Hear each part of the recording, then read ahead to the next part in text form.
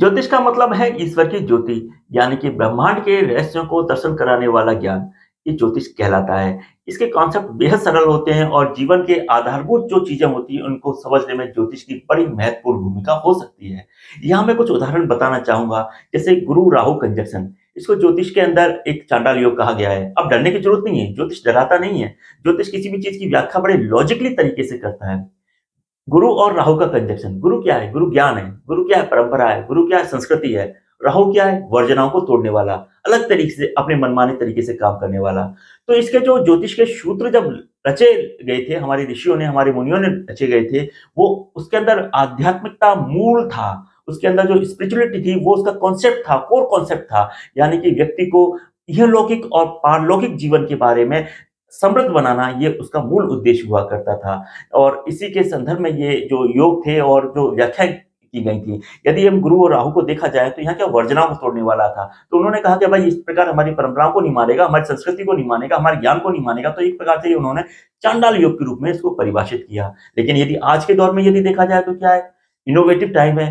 लोग परंपराओं को से हटकर काम करने में बिलीव कर रहे हैं और उसको मान्यताएं भी दे रहे हैं। ऐसे में क्या ये योग ऐसे ही कहा जाएगा क्या? नहीं। यहाँ भी इस युति को समझ लेने की बहुत जरूरत है। गुरु यदि कुंडली में पावरफुल कंडीशन में है और राहु उसके साथ कंजक्टेड है, तो यहाँ राहु को लॉजिक की जरूरत है। वो ज्ञान मानेगा, परंपराएं मानेगा, उसकी संस्कृति को भी मानेगा, उसके निर्देशों को भी मानेगा, बशर्ते उसको लॉजिक देने की जरूरत है। ब्लाइंडली बिलीव नहीं करेगा, यानी कि आपने कह दिया और उसको वो फॉलो करता चले, नहीं, उसको बताना पड़ेगा कि ऐसा करने से ही ऐसा होता है और इसके पीछे ये लॉजिक है। तो गुरु चांडाल युति में वो गुरु को फॉलो करेगा राहु। तो यहाँ जो ज्योतिष के कॉन्सेप्ट है वो बेहद सरल है, उसको बस सही तरीके से इंटरप्रेट करने की जरूरत होती है। एक और उदाहरण देना चाहूंगा। सूर्य मंगल की युति कंजक्शन है। सूर्य सन और मार्स का कंजक्शन हो जाए, कुंडली के किसी भाव के अंदर हो जाए, तो इसको पराक्रम योग कहा जाता है। लेकिन पराक्रम योग यदि किसी मिलिट्री में, किसी सेना के क्षेत्र में या किसी शौर्य के रूप में प्रदर्शित किया जाए बॉर्डर में, तो वो रिकॉग्नाइज होगा, सम्मान करेंगे। लेकिन गली मोहल्ले में करेंगे तो क्या वो पराक्रम योग वहां भी माना जाएगा क्या? नहीं। वास्तव में यदि इसको देखा जाए तो सूर्य क्या है? राजा है। और मंगल क्या है? सेनापति है। यानी तो सूर्य यानी राजा और सेनापति का कॉम्बिनेशन हो गया, तो पावरफुल कंजक्शन हो गया, पावरफुल बन गया।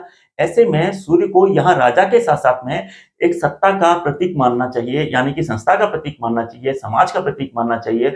और मंगल को पुरुषार्थ मानना चाहिए, यानी निरंतर कर्म करने वाला व्यक्ति। ऐसे में व्यक्ति लगातार यदि कर्म करता रहता है तो उसको सपोर्ट संस्था का भी मिलता है, समाज का भी मिलता है और उसके जो काम की रिकॉग्निशन होता है। इस प्रकार इसको इस तरीके से परिभाषित करना चाहिए। ज्योतिष की जो तमाम कॉन्सेप्ट्स हैं वो लॉजिक के ऊपर आधारित हैं।